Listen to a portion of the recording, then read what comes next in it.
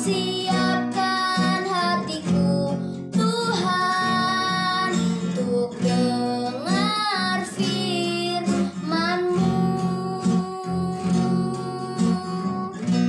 Ku siapkan hatiku, Tuhan, untuk dengar firman-Mu.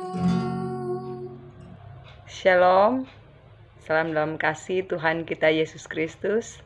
Puji Tuhan, kita bersyukur kembali kita boleh bertemu dalam program Baca Firman. Dan saat ini saya akan membacakan sebagian dari firman Tuhan. Tapi sebelumnya, mari kita berdoa. Bapa yang di sorga, kami bersyukur kepadamu karena kasih setia-Mu tidak pernah berkesudahan dalam hidup kami. Kami menikmati berkat-berkat indah Tuhan dalam kehidupan ini, sehingga sampai saat ini kami tetap ada sebagaimana kami ada menikmati hidup yang Engkau anugerahkan. Terima kasih untuk pertemuan yang indah saat ini. Kami akan bersama membaca firman.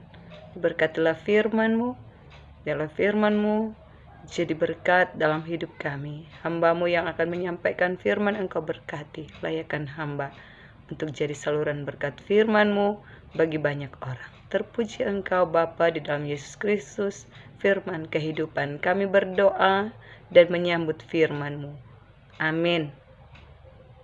Saudara-saudara yang dikasihi dan diberkati Tuhan, saat ini saya akan membacakan bagian firman Tuhan yang terambil dalam kitab Perjanjian Lama, kitab 1 Samuel pasal 29, ayatnya yang pertama hingga ayatnya yang ke-11. Dengan judul perikop, Daud dikirim pulang oleh orang-orang Filistin. Orang Filistin mengumpulkan segala tentara mereka ke Afek, sedang orang Israel berkemah dekat mata air yang di Israel.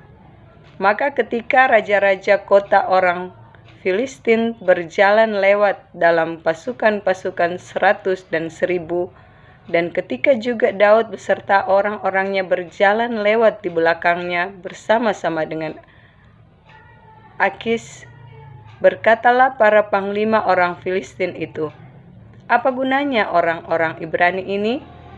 Jawab Akis kepada para panglima orang Filistin itu, "Bukankah dia itu Daud, hamba Saul, raja Israel, yang sudah 1-2 tahun bersama-sama dengan aku, tanpa kudapati sesuatu pun kesalahan padanya sejak saat ia membelot sampai hari ini?" Tetapi para panglima orang Filistin itu menjadi marah kepadanya, serta berkata kepadanya, "Suruhlah orang itu pulang, supaya ia kembali ke tempat yang kau tunjukkan kepadanya, dan janganlah ia pergi berperang bersama-sama dengan kita, supaya jangan ia menjadi lawan kita dalam peperangan.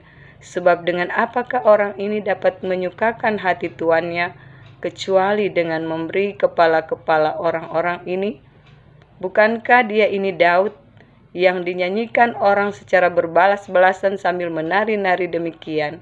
Saul mengalahkan beribu-ribu musuh, tetapi Daud berlaksa-laksa."